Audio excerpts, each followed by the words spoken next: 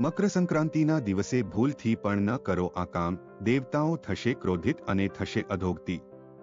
ઘણી વખત લોકો અજાણતા શુભ દિવસોમાં અશુભ કામો કરે છે। એવું માનવામાં આવે છે કે આવા કાર્યોની અસર પાપ અથવા દુઃખના રૂપમાં ભોગવવી પડે છે। તેવી જ રીતે મકર સંક્રાંતિ પર પણ કેટલીક પ્રવૃત્તિઓ પર પ્રતિબંધ છે। આ જાણો જેથી તમે પણ પાપ ન કરી શકો।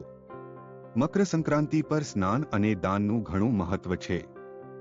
આ દિવસે ભગવાન સૂર્ય મકર રાશિમાં ગોચર કરે છે, તેમજ સૂર્ય ઉત્તરાયણ થઈ જાય છે। એવું માનવામાં આવે છે કે દેવતાઓનો દિવસ મકર સંક્રાંતિથી શરૂ થાય છે।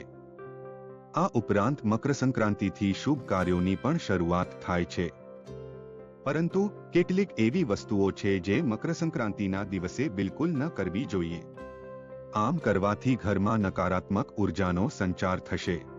આ વર્ષે મકર સંક્રાંતિનો તહેવાર 14 જાન્યુઆરી 2025ના રોજ ઉજવવામાં આવશે। અત્યારે સૂર્ય દક્ષિણાયનમાં છે। સૂર્યનું મકર રાશિમાં સંક્રમણ થતાં જ તે દિવસથી ઉત્તરાયણ બની જશે। તમામ પ્રકારના શુભ કાર્યોની શરૂઆત થશે। જે દિવસે સૂર્ય મકર રાશિમાં પ્રવેશ કરે છે તે દિવસ વર્ષનો સૌથી શુભ દિવસ માનવામાં આવે છે। તે દિવસે કેટલાક કામ બિલકુલ ન કરવા જોઈએ।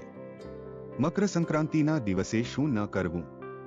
એક જ્યોતિષીઓનું કહેવું છે કે મકર સંક્રાંતિના દિવસે ભૂલથી પણ તામસિક ભોજન કે દારૂનું સેવન ન કરવું જોઈએ।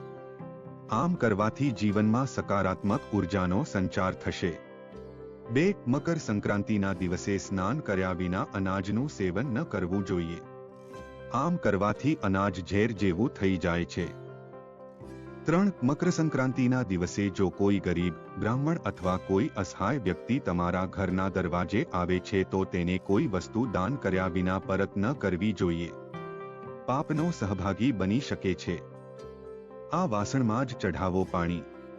મકર સંક્રાંતિના દિવસે ભગવાન સૂર્યને જળ અર્પણ કરવાની પરંપરા છે, પરંતુ કોઈ પણ વાસણમાંથી પાણી ન ચઢાવવું જોઈએ, પરંતુ માત્ર તાંબાના વાસણમાંથી જ ચઢાવવું જોઈએ। તમામ પ્રકારની માનસિક અને શારીરિક તકલીફોનો અંત આવે છે।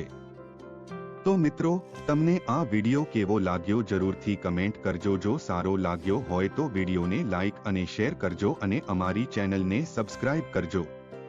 વિડિયો અંત સુધી જોવા બદલ ખૂબ ખૂબ આભાર। જય શ્રી કૃષ્ણ। રાધે રાધે।